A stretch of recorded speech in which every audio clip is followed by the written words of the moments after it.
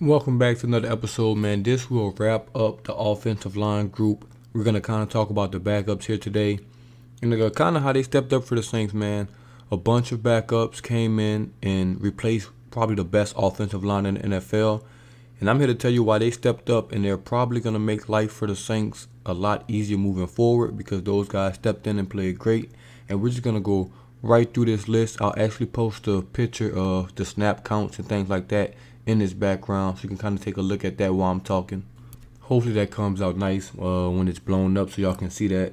Not really blurry and things like that. But we're going to start off with Jordan Mills, man. He started 3 games at tackle for us. Filled in at right tackle when Ramchak got hurt, excuse me. Think he played fairly well. I don't think he's one of the guys where I'll invest a future in, but he definitely showed that he could be a serviceable backup. Injuries are going to happen, so we're going to need backups, on offensive line. You're going to carry 9 a game. I think he's earned a spot next year on his roster. Just after those 3 games, man, the line play really didn't fall off when guys got hurt. Obviously, it wasn't at all-pro level with Ramchek and Armstead, but if you got guys that can come in and pretty much hold their own against, Pro Bowl and all-pro caliber guys on the defensive end, you have to take those guys. Even if they get beat sometimes, those things are going to happen. Next up, James Hurst. This guy, actually, we're going to save him for last, man, because he's the MVP of the offensive line for me. Him and Kelvin Morton. Actually, we can do them together. James Hurst, 13 starts this past year, man. He played tackle. He played guard, both on the left side. I think he didn't play any right guard this year. I think he played it some last year, but he played left tackle and left guard this year. Wherever we needed them, that man stepped up. He was great this year. One of the pleasant surprises on that offensive line. Their rating scale, as you can see up on here, they have him rated as a 71, basically rating for the season, which is damn solid. Damn solid for a backup guy, a guy that's playing guard, a guy that's playing tackle. Just a guy that's been asked to come in and do whatever the team needs from him. He's done it. He's coming as the 6th offensive lineman, at times and things like that. I remember his first play as a Saint. I'm always admitting when I'm wrong. Maybe 2-3 years ago, or the first time I noticed him out there, he came in as an offensive lineman, extra offensive lineman. Only play he came in, we ran max protection. He gave up a sack, and I literally tweeted, 74 should never play another snap for the Saints. Boy, was I wrong. This emotional fans, hey, it is what it is. But he was great this season, man. I think he's gonna come in, and if Pete was to get moved, or Reeves was to get benched, or Armstead more than likely leaving in free agency, he's probably going to be the first option to take over, one of those roles. If Ramchek moves to left tackle or right tackle, stays at right tackle, I think Hurst will be the next guy in line to be a starter for us. Next up, Kelvin Morton. I always forget how to pronounce his name. This man also played in every game, started 14 games for us, which is absolutely amazing. Obviously, when McCoy went out, he was at right guard when Reeves played center. And then when Pete went out, he moved to left guard. And he basically filled that left guard role for Pete, for the rest of the year. And it's crazy because all the backups came in, knock on wood, for next year. They all came in and was healthy, man. All the backups came in. They played healthy.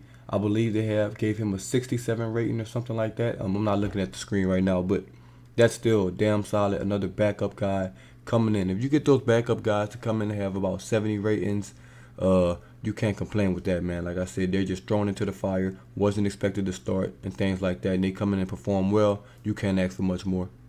Last quick note, we had Will Clapp, started 1 game.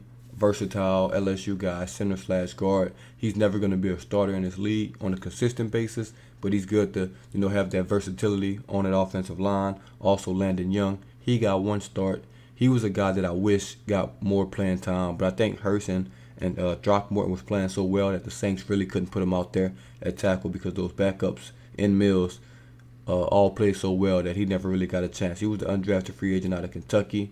I remember doing a review on him when he came out. Looked good. He needed some time to develop, so I'm sure the Saints didn't want to throw him out there, but I think he's going to be a big steal from them in undrafted free agency class in about 2 to 3 years when he's going to be a starting tackle for the Saints. I think you can count on that.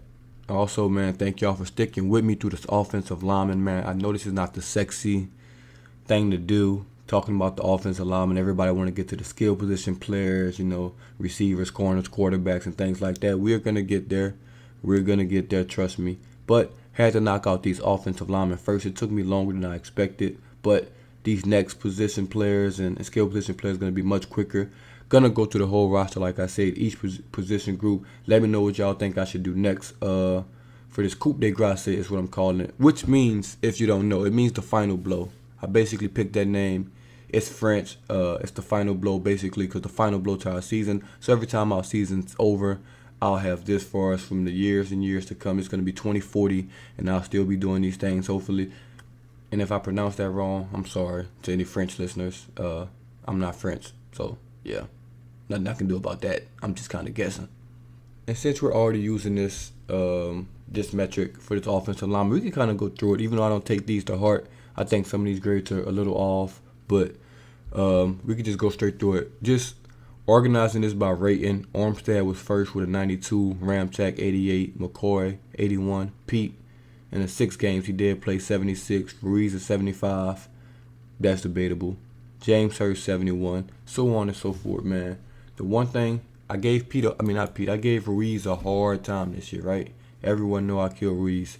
However, if you look at his snap count every week, he played 100% of the snaps. You got to give credit where credit is due, especially with this offensive line not being able to stay healthy. This man was able to stay healthy the entire year. A lot of it because he just didn't touch nobody. Nah, let me not do that. But for real, congrats to him, man. Playing the full season. He's going to get better. I know I kill him, but he's going to get better.